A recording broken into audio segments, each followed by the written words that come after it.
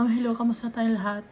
I praise my Father, the Almighty God, Yahweh, El Shaddai, for He is good, He is faithful all the time. He will never leave us nor forsake us, even if we are already old and gray. I praise also my Jesus Christ, the Lamb of God, our Savior, Redeemer, the High Priest, the Commander of the army of the Almighty Father, for giving His life on the cross for the forgiveness of our iniquities.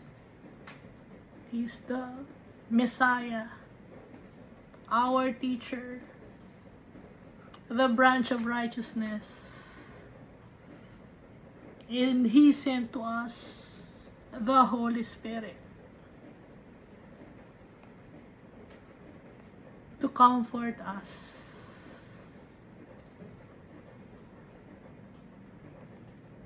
and to guide us as well.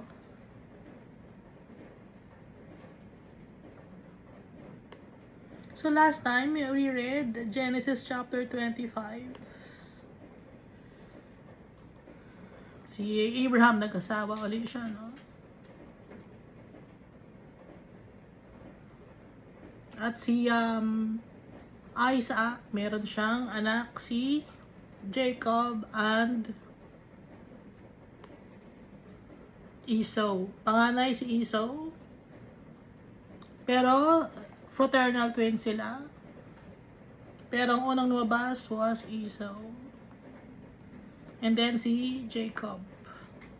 Nung paglabas ni Jacob, nakahawak siya sa sakong or sa heel ni Esau. And then dito sa Genesis chapter 25, then nakasulat dito yung when Esau sold his birthright. Hindi sa kanya importante ang kanyang birthright. And he sold it to his younger brother Jacob. Ano ang kapalit? Stew. Ang stew na may lentils na kulay red yun, kaya tinawag siyang Edom kasi red yung stew. Doon siya na identify, si Edom. Kaya niya binenta yung kanyang birthright for the red stew, kaya Edom. So, ang birthright ngayon ay nakay Jacob na.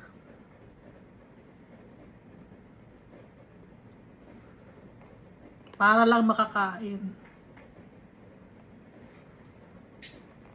Ang sinisimbolize ng birthright na to ay ang tayo, yung birthright natin as children of the Almighty Father. Hindi natin dapat isa walang bahala. Hindi lang para lang tayo makakain, isa sa walang bahala natin yung pagiging anak ng Diyos. Para lang magkaroon ng pera, para lang yumaman sa mundo na ito, ibibenta natin ang ating birthright. Hindi tama yon. Kaya si Almighty Father, galit siya kay Esau. Nakalagay sa Malachi chapter 1. No? Yung ugaling Esau. Ngayon dito tayo sa Genesis chapter 26. So, dito sa Genesis chapter 25, namatay na rin si Abraham. He went home. He rested with his fathers. Dito sa Genesis chapter 26, there was famine in the land besides the first famine that was in the days of Abraham. And Isaac went to Abimelech, king of the Philistines in Gerar. Kung matatandaan natin, there was a first famine. Nung unang dumating si Abraham from Haran, and then he dwelt from Padam Aram, and then he dwelt in Haran. But then there was a famine, no? Kaya nagpunta siya ngayon sa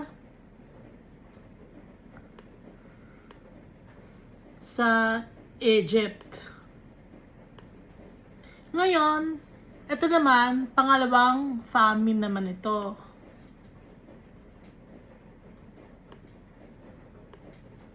Ang ginawa naman ni Isaac, he went to Abimelech.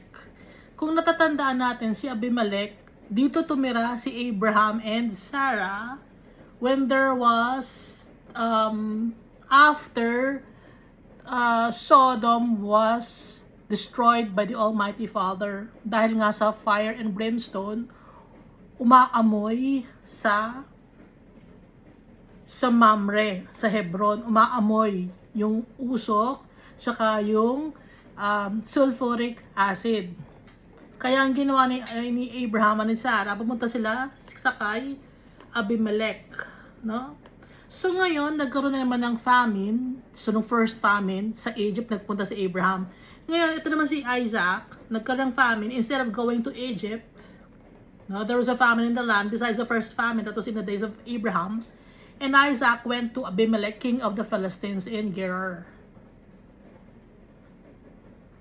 Bakit hindi siya nagpunta sa Egypt? No?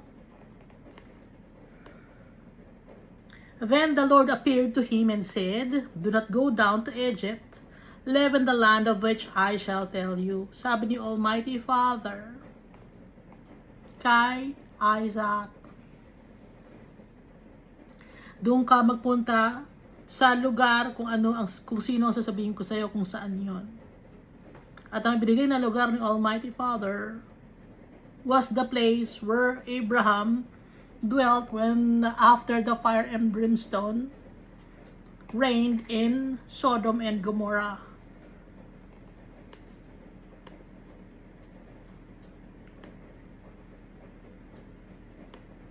So si Almighty Father nag-utos nito. So kahit na yung land na kanilang binigay ni Almighty Father, promise ni Almighty Father, di ba? They will be blessed. Pero ba't nagkakaroon ng famine? Nagkakaroon ng famine, it's because it's a trial, a tribulation, a test from the Almighty Father. If Isaac will be faithful to the Almighty Father. Kung magtitiwala pa rin siya, kung maniniwala pa rin siya, if he will have faith in the Almighty Father. So verse 3, no? Genesis chapter 26. Dwell in this land, and I will be with you and bless you. For to you and your descendants I give all these lands, and I will perform the oath which I swore to Abraham your father. Kaya nga dito sa mundo na to, we are being refined. No, refined in a silver is refined, and ano nga ba to? Kakalimutan ko. Zechariah chapter 18 verse Zechariah chapter 13 verse 9. I'll bring the 1/3 through the fire, will refine them as silver is refined, and test them as gold is tested. They will call on my name, and I will answer them, and I will say, "This is my people," and each one will say, "The Lord is my God." At sabi rin ni Jesus, in this world, you will face many trials and tribulations, but do not be afraid. I have overcome the world. So kahit na may mga promise si Almighty Father sa atin, nakakaranas pa rin tayo ng trials and tribulations. Why? It's because it's a test of the Almighty Father. If we will still believe Him. If we will still be faithful to Him. No?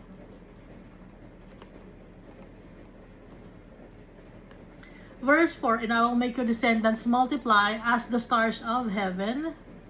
I will give to your descendants all these lands, and in your seed all the nations of the earth shall be blessed." Kung iisipin mo, napaka-long shot naman ang sinasabi ni Almighty Father. Hindi kaya ng utak, paano mangyayari yun, ano? Pero, kung isip ng tao, pero kay Almighty Father, it's very easy. Ang problema lang sa tao, yung kanyang faith in the Almighty Father.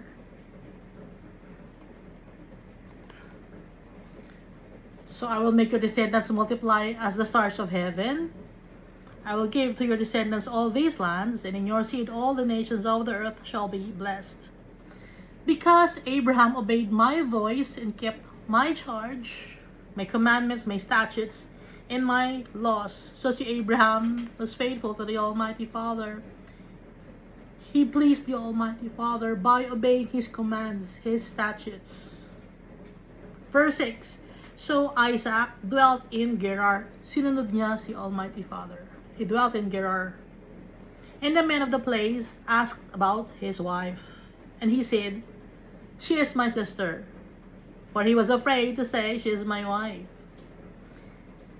Parang tatay niya, di ba? Si Isaac. Kasi twice, di ba? Sino siya? Yung si Sarah, no? Nanay niya, at saka si Abraham dati nagpunta sa Egypt. Tinatanong ng mga tao, sino siya? Oh, she's my wife. Tapos si Abimelech naman nung first time na nagpunta si Abraham at saka si Sarah, because of the fire, after the fire and brimstone rained on Sodom. Sino siya? She is my sister. Ngayon, ganoon din si Isaac. Bakit? Because Rebecca was beautiful. Outstanding. Ang kanyang, outstanding man tawag doon. Ang kanyang beauty. Yung hindi pangkaraniwan. No? Iba ang itsura niya sa ibang mga babae doon. Dahil ito, lugar ng mga Philistines. Okay? Lahi ni Ham. Si Abraham, lahi ni Shem. Magkaiba, no? Ang itsura nila. And the men of the place asked about his wife. And he said, she is my sister. For he was about to say, she is my wife. Pero kapatid ko siya, hindi ko siya asawa. Kapatid ko. Ito kapatid ko. Parang si Abraham and Sarah lang. Because he thought, lest the men of the place kill me for Rebecca because she is beautiful to behold. Ang ganda niyang tignan. Pero isipin natin, Rebecca, nung time na to, was already old also. Just like Sarah. So maganda talaga. Matanda na, no? 70, 60 years old. Kasi anak na nila si Jacob and Isaac.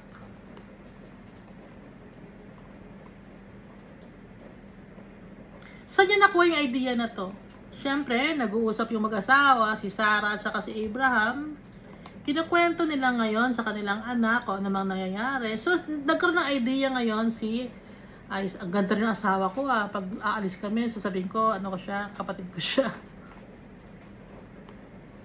Verse 8, now it came to pass, when he had been there a long time, so maraming panahon, no, or days, or weeks ang dumaan, that Abimelech, king of the Philistines, looked through a window, and there was Isaac, caressing or showing endearment to Rebecca, his wife. So si Abimelech, nung first time, si Abimelech, dreamt about the Almighty Father giving him warnings. So natakot si Abimelech that time. At hindi nabuntis yung mga babae sa kanila. Dahil kinuha niya si Sarah, although wala naman sa kanila nangyari ni Sarah. Ngayon, itong si Abimelech naman uli. The same Abimelech. Hindi natin alam kung anong age ni Abimelech dito. Pero syempre, matanda na siya. Nakita niya si Isaac. So, 70 na si Isaac noon. 70 or 80. No? So, si Abimelech, mga 120 na siguro to, 170. Showing endearment to Rebecca. Nakita niya, hinahawakan niya si Rebecca. Kasi noon, hindi normal na hahawakan mo ang isang babae unless meron kayong relasyon. Nakita niya, nilalambing ni Isaac si Rebecca. Then Abimelech called Isaac and said, quite obviously, she is your wife. So how could you say she is my sister? Isaac said to him, because I said, lest I die on account of her. Kulang na lang sabihin ni Abimelech, kapareho ka ng tatay mo. Anak ka nga ni Abraham, ha? Kulang na lang sabihin ni Abimelech yun. Kapatid mo siya, hindi mo siya kapatid. Asawa mo siya. Obvious naman dahil nakita ko kayo. Nasa window ako, nilalambing mo siya. Tapos ang sagot naman ni Isaac, kasi natatakot ako. Baka mamatay ako. Patayin niyo ako dahil maganda yung asawa ko. And Abimelech said, "What is this you have done to us? One of the people might soon have lain with your wife, and you would have brought guilt on us."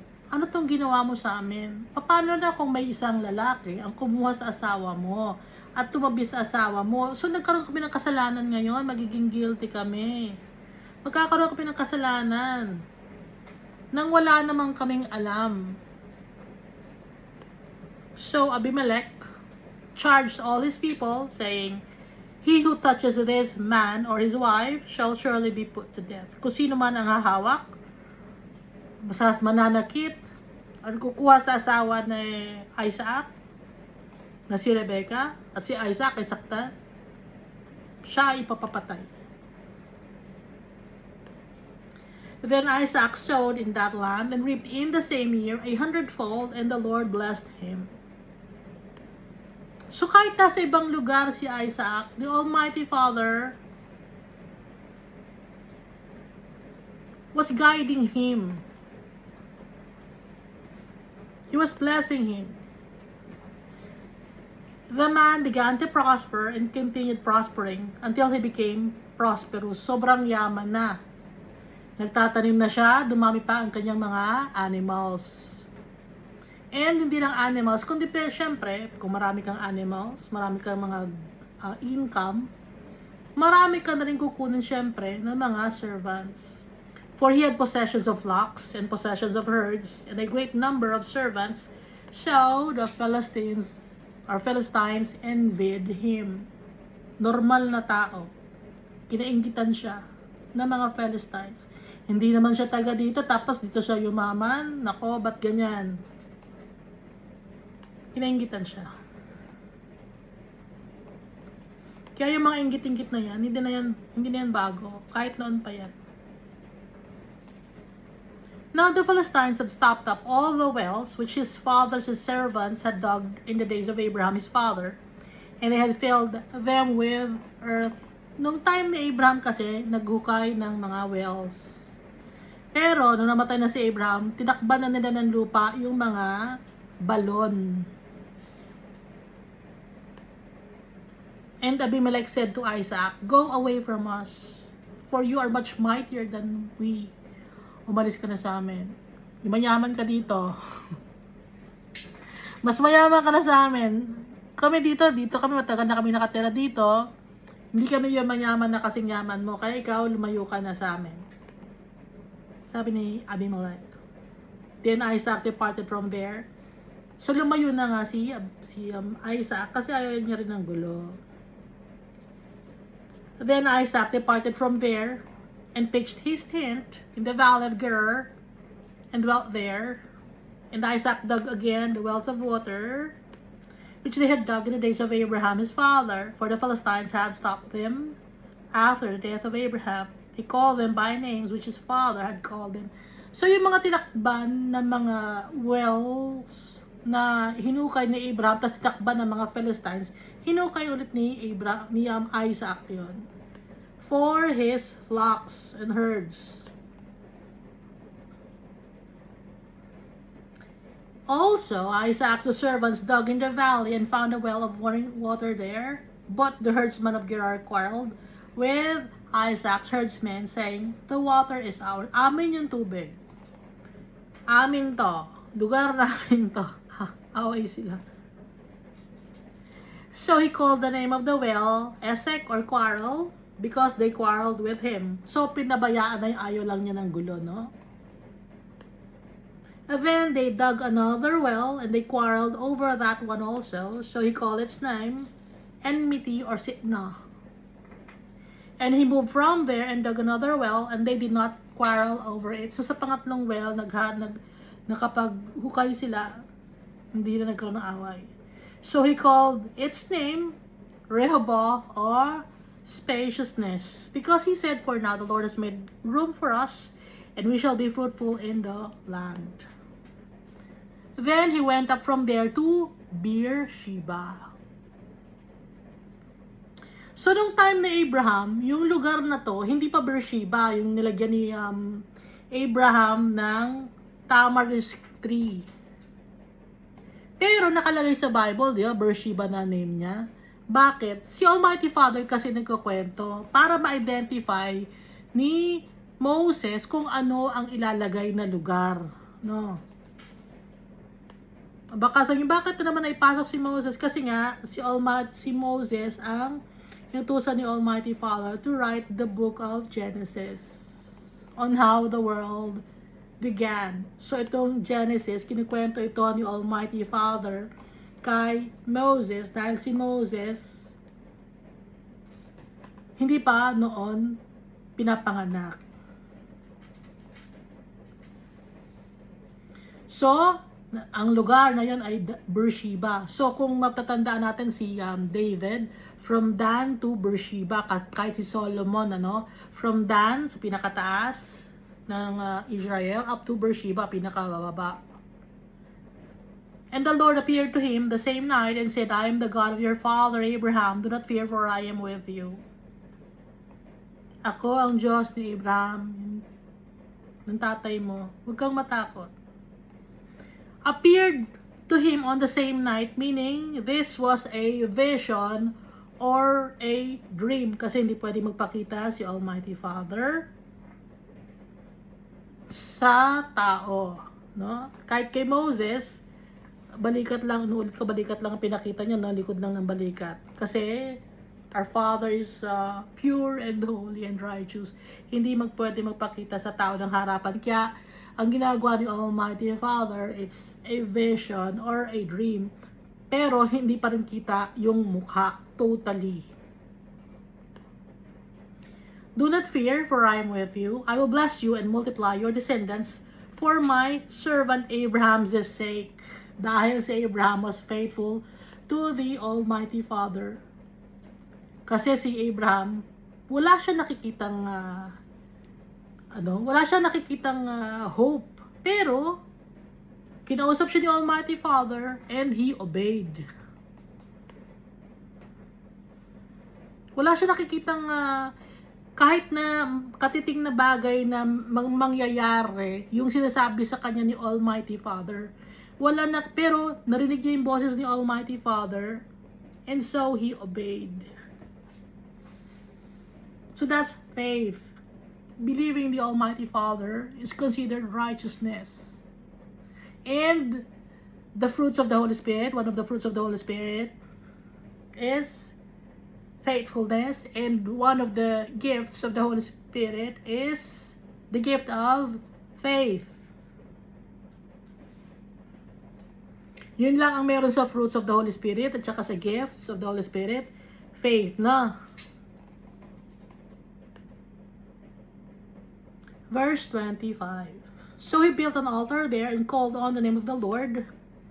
And he pitched his tent there, and there Isaac's servants dug a well. Then Abimelech came to him from Gerar with Ahuzzath, one of his friends, and Pichol, the commander of his army. So nakipagkita si Abimelech kasama si Ahuzzath at saka si Pichol, na commander ng army ni Abimelech. They felt threatened because Isaac became prosperous. Verse 27, and Isaac said to them, why have you come to me, since you hate me and have sent me away from you? Bakit kayo nagpunta dito sa akin? Di ba galit kayo sa akin? Di ba galit kayo sa akin? You hate me and have sent me away from you. Pinalayas niyo ako sa inyo. Pinalayo niyo ako sa inyo. Kaya nandito ako. Bakit kayo nagpunta ngayon? But they said, we have certainly seen that the Lord is with you. So we said, let there now be an oath between us, between you and us, and let us make a treaty or a covenant or a contract or a pact with you. Magkakaroon tayo ng kontrata, usapan, covenant. That you will not, or you will do us no harm, since we have not touched you. Hindi mo kami sasaktan, kasi hindi ka namin sinaktan. And since we have done nothing to you but good, and have sent you away in peace, you are now blessed. You are now blessed, you are now the blessed of the Lord. Pinalabas ka namin ng maayos, hindi ka namin sinaktan. Wala kaming ginawa sa'yo, kundi puro kabutihan, pero pinaalis ka namin in peace, no? Hindi ka namin inaway. Kaya magkaroon tayo ng usapan ngayon. Magkaroon tayo ng treaty or covenant. So, he made them a feast, and they ate and drank. Ibig sabihin, peace treaty or peace covenant, wag mag-aaway. Kasi nga, Isaac became prosperous. Pag prosperous ka, marami ka mga tauhan. Marami kang pambayad, no? Then they arose early in the morning and swore an oath with one another, and Isaac sent them away, and they departed from him in peace. So, kinabukasan na, lasing kasi sila. And it came to pass the same day that Isaac's servants came and told him about the well which they had dug, and said to him, we have found water. Nakakuha kami ng water, nakakita kami ng water, naghukay kami ng balon. Kasi wala nga mga tubo ng gripo, hindi pa naman uso yung mga tubo ng gripo noon, no? Kaya ang uso noon ay mga balon or well, naghuhukay sa ilalim ng lupa. Importante ang tubig para sa pananim, para sa mga animals, para may makain sila, para sa mga tao, para sa mga trees, no? Tsaka sa mga fruits. So, he called it Sheba. Sheba means 7 or oath. Therefore, the name of the city is Beersheba to this day. So, kaya naging Beersheba ang tawag ni Almighty Father sa Beersheba nung time ni Abraham na habang kinikwento niya kay Moses, is because nangyari na ikwento ni Almighty Father na kaya naging Beersheba, ang tawag doon ay because of this one, verse 33. Well of oath. Verse 34, when Esau was 40 years old, he took as wives Judith, the daughter of Beeri the Hittite, and Basemath, the daughter of Elon the Hittite. Hindi to si Elon Musk, si Elon lang. Elon the Hittite, hindi Elon Musk. Dalawa agad ang kinuha ang asawa ni Esau when he was 40. So, nung time na to, 100 years old na si Isaac when Esau took 2 wives. So, mga wives na kinuha niya were Canaanites. Kasi Hittite, no? From the lineage of Heth. Verse 35, and they were grief of mind to Isaac and Rebekah. Hindi masaya si Isaac at si Rebekah sa mga kinuhang asawa ni Esau. Bakit? Because these women were Canaanites. Iba ang kanilang way of living. Kaya, hindi sila masaya. And, kung magkakaroon man ng mga property si Esau, ang mag-enjoy ng benefits, yung time na to, ay mga Canaanites, yung mga Hittites, yun na mag-enjoy ng benefits kasi yun ang asawa ni Esau. Kaya hindi ba sila si Isaac at saka si Rebekah hindi mapupunta sa kanilang mga anak na maayos kasi ang kinuha niyang asawa were Canaanites.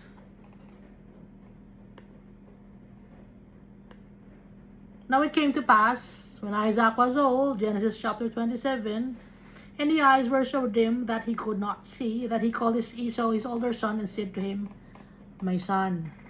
And he answered, here I am. Then he said, behold, now I am old, I do not know the day of my death. tinawag ni Isaac si Esau. Kasi malabo na yung kanyang eyes. Hindi natin na katarata. No? Kasi sa sobrang tanda na niya. Hindi ko alam kung kailan ako mamamatay, Esau. Ito, may utos ako sa iyo. Asan ka na ba? O, dito ako. Behold, now I am old. I do not know the day of my death. Hindi ko alam kung kailan ako mamamatay. No, therefore, please take your weapons, your quiver and your bow, and go out to the field and hunt game for me.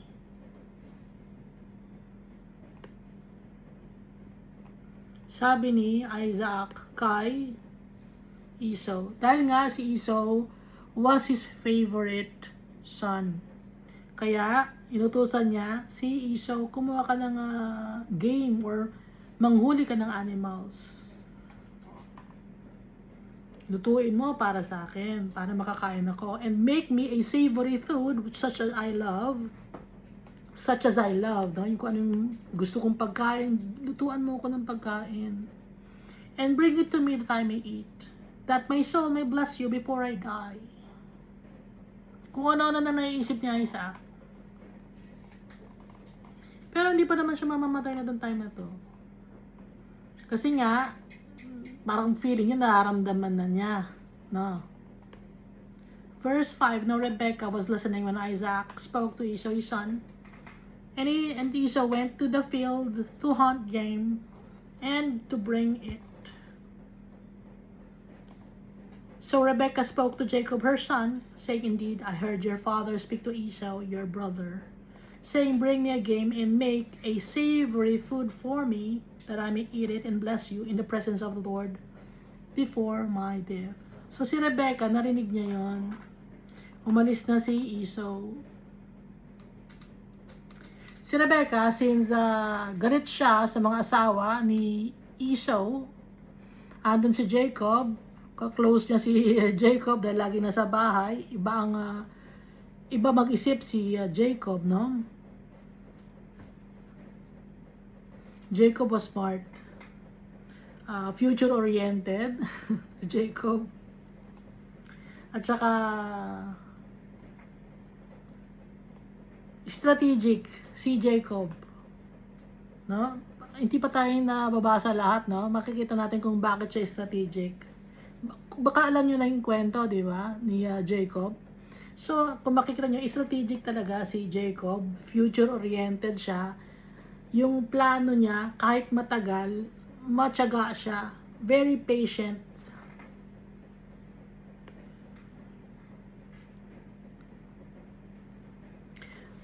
So, si Rebekah, inutusan niya yung kanyang anak, si Jacob. Sinabi niya lahat. At bakit nangyari to? Siyempre, babae na naman ang nauna. Babae na naman ang nagdesisyon. Narinig niya ang kanyang asawa at inutusan niya ang kanyang anak na si Jacob. Dahil nga hindi sila masaya sa napangasawa ni Esau. At inalaw na rin to ni Almighty Father. Dahil nga iba ang asawa ni Esau. Dahil kung hindi mangyayari ang mga plano ni Almighty Father, kung ang asawa ay Canaanite, dapat ang naging asawa ay galing sa lineage din ni Abraham.